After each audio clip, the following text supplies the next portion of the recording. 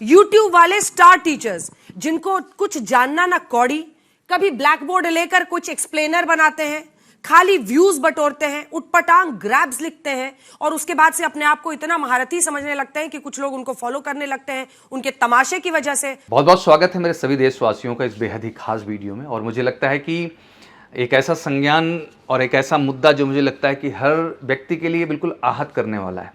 और मुझे लगता है कि इतने बड़े मीडिया के मंच पर बैठे लोग जब इस तरह की भाषा का इस्तेमाल करते हैं तो समझ आता है कि देश किस दुखद स्थिति में जा रहा है। एग्जैक्टली आज देश के लिए एजुकेशन के माइंडसेट और उसके स्तर को दर्शाने वाली मानसिकता इन मीडिया के माध्यम से हम देख पा रहे हैं।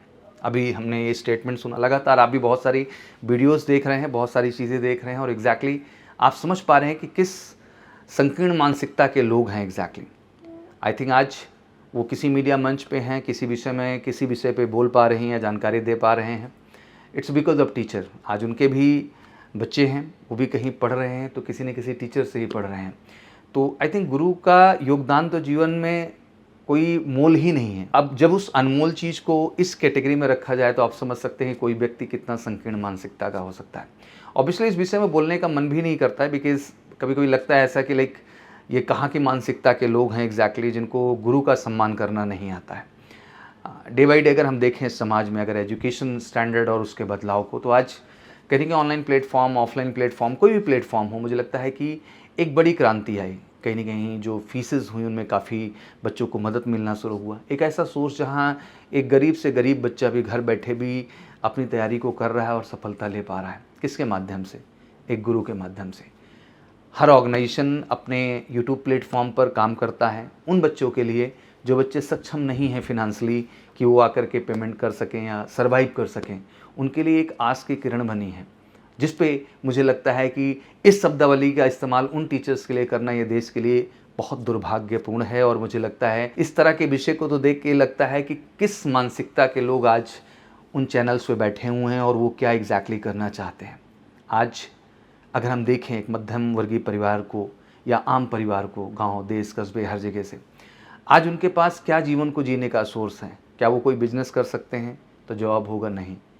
क्या वो कुछ और कर सकते हैं? जवाब होगा नहीं। उनके पास एक केवल इकलौता रास्ता होता है कि वो एक अच्छी पढ़ाई कर करके, वर्ड ध्यान रखिएगा, अच्छी पढ़ाई कर करके अपने जीवन को सफलता दे सकें, अपने माँ बाप को संभाल सकें, अपने परिवार को देख सकें।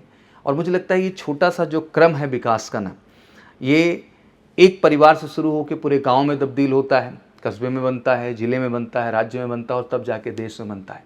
तो मुझे लगता है ये बेसिक जो इकाई है इस देश की, युवा, जिसको जागरूक करना, पढ़ाना, मेहनत करना और उसको किसी लायक बनाना, स्टैंड करने का जो कार्य करते हैं वो शिक्षकगण करते हैं, जिसके दम पे एक बच्चा अपना भविष्य सुनिश्चित कर पाता है और तब जाकर के देश का निर्माण होता है। तो मुझे लगता है कि इस मानसिकता से आप समझ सकते हैं कि इनको ना देश की पड़ी है, ना देश के लोगों से पड़ी है, इनको पड़ी केवल अपनी चीज़ों से है। तो ये बड़ा ही दुर्भाग्यपूर्ण और मुझे लगता है कि हर मंच पे इस चीज़ का विरोध होना चाहिए।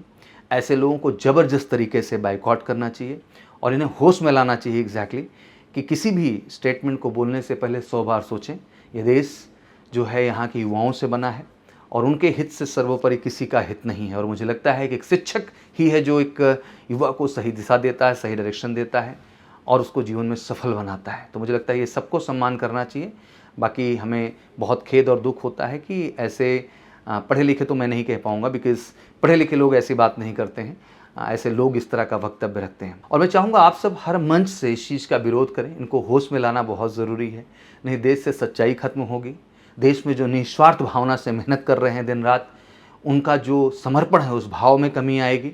तो मुझे लगता है ऐसे लोगों को लताड़ा जाना चाहिए और कमेंट सेक्शन में ज़बरदस्त तरीके से मैं चाहूँगा कि इनका पुरजोर विरोध हो और हर मंच पे इनका बिल्कुल विरोध होना चाहिए। Thank you so much. जय हिंद, जय भारत।